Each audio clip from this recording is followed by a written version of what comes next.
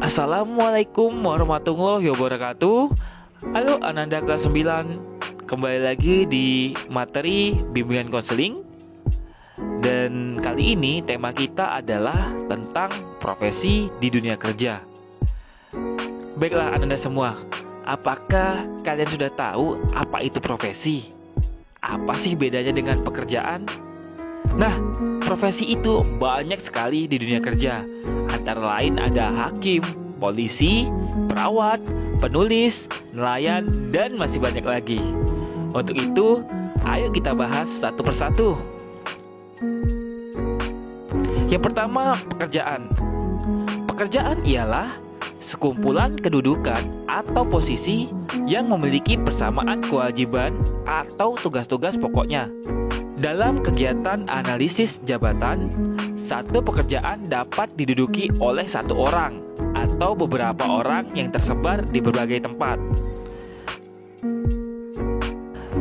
Kemudian profesi. Nah, profesi adalah pekerjaan atau bidang pekerjaan yang menuntut pendidikan keahlian intelektual tingkat tinggi dan tanggung jawab etis yang mandiri dalam prakteknya. Lalu, jabatan. Jabatan ialah sekumpulan pekerjaan yang berisi tugas-tugas yang sama atau berhubungan satu dengan yang lain, dan yang pelaksanaannya meminta kecakapan, pengetahuan, keterampilan, dan kemampuan yang juga sama meskipun tersebar di berbagai tempat. Dan yang terakhir nih ada karir. Nah, menurut Gibson dan kawan-kawan, karir adalah rangkaian sikap dan perilaku yang berkaitan dengan pengalaman dan aktivitas kerja selama rentang waktu kehidupan seseorang, dan rangkaian aktivitas kerja yang terus berkelanjutan.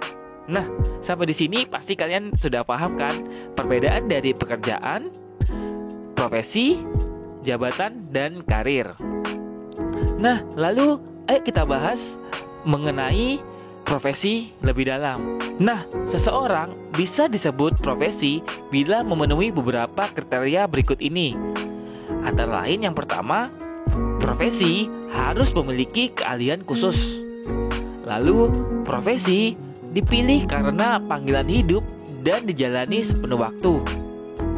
Kemudian, kriteria selanjutnya, profesi hendaknya mempunyai kode etik. Ini disebut kode etik profesi. Lalu, profesi adalah untuk masyarakat, bukan untuk dirinya sendiri.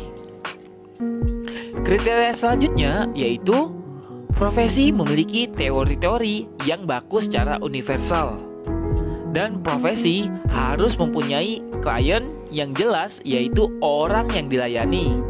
Kemudian, kriteria selanjutnya, profesi harus dilengkapi kecakapan, diagnostis, dan kompetensi aplikatif. Lalu yang terakhir, profesi memerlukan organisasi untuk keperluan meningkatkan kualitas profesi itu. Nah, itulah tadi beberapa kriteria agar seseorang bisa disebut profesi. Nah, lalu hal apa sih yang perlu diperhatikan untuk memiliki profesi? Hal itu yang pertama adalah pendidikan. Lalu hal yang kedua yang perlu diperhatikan untuk memiliki profesi adalah keterampilan. Dan yang ketiga yaitu hubungan sosial yang baik. Lalu yang keempat yaitu kepribadian yang terpuji. Itulah tadi hal-hal yang perlu diperhatikan untuk memiliki profesi. Kemudian kita akan ngebahas beberapa profesi berdasarkan bidangnya masing-masing. Yang pertama di bidang pendidikan. Contoh-contoh profesinya yaitu guru, dosen, instruktur, tentor, dan widya iswara. Kemudian di bidang pertahanan keamanan, contohnya tentara, polisi, satuan pengamanan, security, dan detektif. Kemudian di bidang hukum, yaitu ada jaksa, hakim, pengacara, notaris, dan advokat. Lalu yang keempat, di bidang kesehatan. Contohnya dokter, bidan, perawat, laboran, psikiatris, psikolog, ahli gizi, ahli bedah, dan entrepreneur. Kemudian di bidang apresiasi seni budaya ada artis, sutradara, penyanyi, dalang, komposer, konduktor, penari. Dan yang terakhir di bidang penerang, komunikasi, dan sastra ada wartawan, reporter, pembawa acara, pembaca berita, pengarang, editor, dan penyiar radio. Itulah tadi macam-macam karir atau profesi di berbagai bidang atau bidangnya masing-masing. Nah, Anda semua, itulah tadi materi tema profesi di dunia kerja. Semoga materi yang telah disampaikan tadi dapat bermanfaat untuk Anda semua dan kita semua. Untuk itu, sampai jumpa di materi layanan bimbingan konseling selanjutnya. Sampai ketemu. Wassalamualaikum warahmatullahi wabarakatuh.